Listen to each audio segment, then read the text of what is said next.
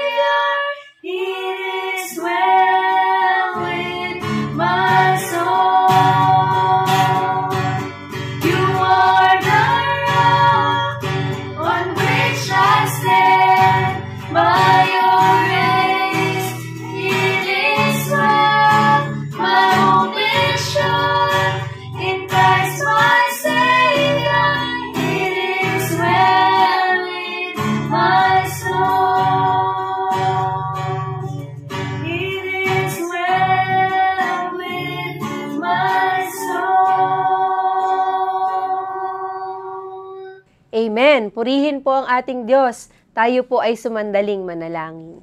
Dakilang Diyos, maraming salamat po sa magandang umaga na ipinagkaloob ninyo sa amin, sa buhay at sa kalakasan. Samahan niyo po kami sa aming pagbubulay-bulay ng iyong mga salita. Nasa ang dako man po kami, Panginoon, ang iyong banal na spirito ang mangusap sa bawat isa sa amin. Ito po ang aming panalangin sa pangalan ni Jesus. Amen. Ang It Is Well With My Soul ay isinulat ni Sir Horatio Gates Spafford, isang kilalang American lawyer at isang elder ng Presbyterian Church. Sa paglaon po ng panahon, marami po ang nag-revive ng awiting ito. Katulad na lamang po ng pagkakaawit kanina, yun po ay version ng Hillsong. Ngunit atin pong balikan ang patotoo sa likod ng napakaganda at napakayamang imnong ito. Hayaan po ninyong basahin ko ang lyrics ng original version ng imnong ito. When peace like a river attendeth my way, when sorrows like sea billows roll, whatever my lot thou hast taught me to say, it is well with my soul. It is well with my soul, it is well with my soul. Though Satan should buffet, though trials should come, let this blessed assurance control that Christ has regarded my helpless estate and has shed His own blood for my soul. My sin, oh the bliss of the glorious thought, my sin, not in part but the whole, is nailed to the cross and I bear it no more. Praise the Lord, O my soul. O Lord, haste the day when my faith shall be sight, the clouds be rolled back as a scroll. The trump shall resound and the Lord shall descend. Even so, it is well with my soul. Taong 1873, buwan ng Nobyembre, nakatakdang maglakbay sina Horatio Spafford, ang kanyang asawa at ang kanyang 4 na anak na babae mula po sa US patungo pong Europa. Subalit sa dami po ng nakaschedule na gawain ni Ginoong Spafford, pinaunan niya sa paglalakbay ang kanyang mag-iina. Ngunit dito po naganap ang isang trahedya sa kanilang pamilya. Bumangga po ang sinasakyang barko ng kanyang mag-iina sa isa pang barko at lumubog ito sa loob lamang ng 12 minuto. Nakaligtas ang kanyang asawa, ngunit ang kanyang mga anak ay namatay. Pinadalhan po siya ng mensahe ng kanyang asawa na nagsasabing siya lang ang nakaligtas. Pinuntahan po niya ang kanyang asawa, habang ang sinasakyan niyang bangka ay dumaan doon sa mismong spot ng pinangyarihan ng trahedya. At nagsimula niyang isulat, when peace like a river attendeth my way, when sorrows like sea billows roll. At kanya itong ipinagpatuloy hanggang sa maisulat niya ang mga text na, it is well with my soul. Ang kanya namang kaibigang si Philip Bliss ang naglapat po ng tunog. At ito ay na-publish noong 1876.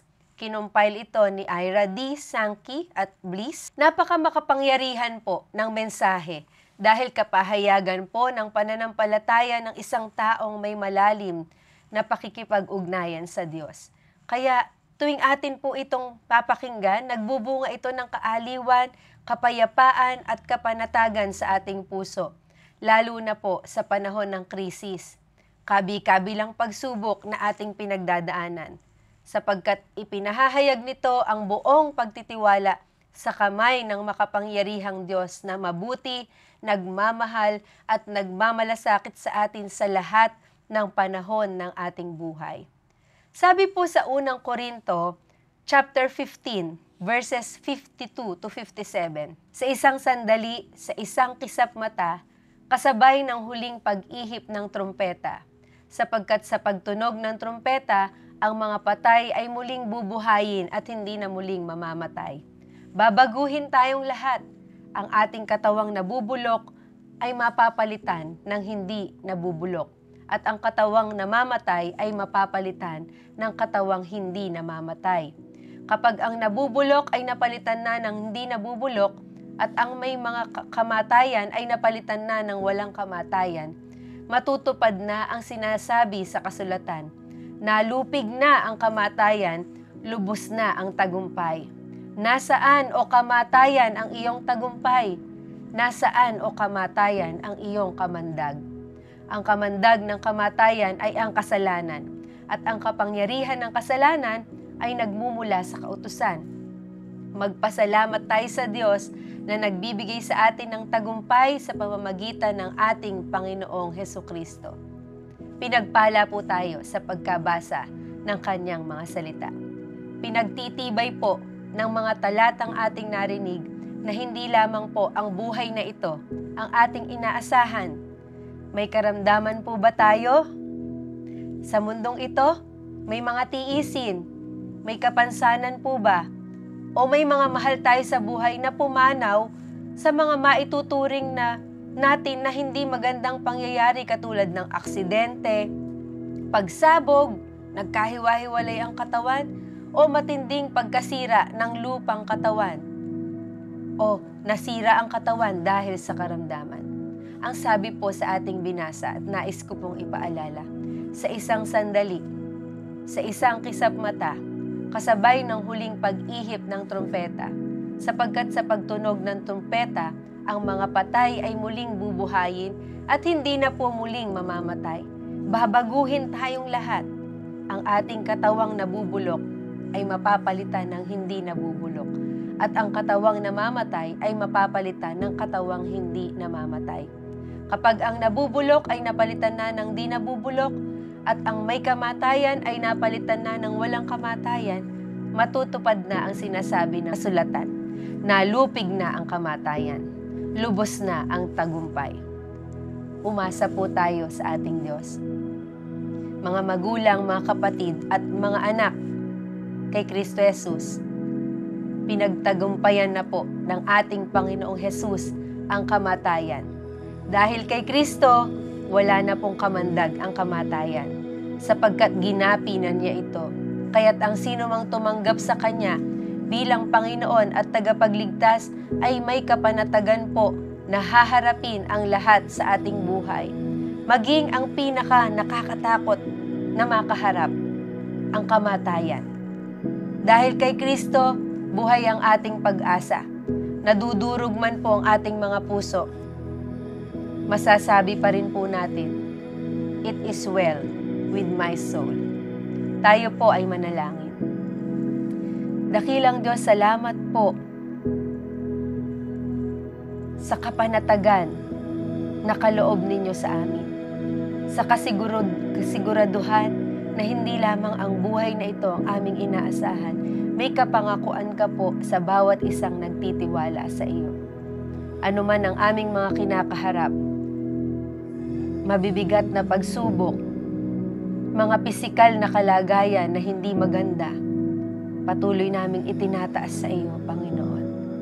Tulungan niyo po kami na harapin ng may tapang dahil meron kaming Diyos na may hawak sa amin at may hinihintay kami, pangako sa iyo. Tulungan po ninyo kami sa bawat araw, sa aming kahinaan. Ikaw lamang po ang aming itataas at papupurihan. Sa sandaling ito, nilalapit namin ang may mga karamdaman. Kayo po ang humipo at magpagaling. Ang mga may kamag-anak na pumanaw, Panginoon, kayo po ang kanilang maging kaaliwan, katulad po ng nadinig namin. Inadalangin namin, Panginoon, sa sandaling ito, maging ang aming bansa, pagpalain po ninyo, Panginoon, ang aming mga pinuno, ang bawat naghahanap ng trabaho, ang mga may karamdaman. Kayo po, Panginoon, ang tumulong sa amin. Ang buong mundo, ang hidwaan sa pagitan, Panginoon, ng mga bansa, nawa matigil na po ito, Panginoon. At ang mga nawalan ng mahal sa buhay dahil sa giyera, Panginoon, ay kayo po ang maghilom, Panginoon. Tulungan niyo po silang sa pagdating ng panahon, masabi rin nila, sa kasabay ng paghilom, it is well with my soul. Dinadalangin namin ang nagdiriwang ng kaarawan, Panginoon, sa sandaling ito. Pagpalain niyo po, Panginoon, ng mahabang buhay at kalusugan, puspusin ng kagalakan. Gayon din po ang nagdiriwang ng anibersaryo ng kasal.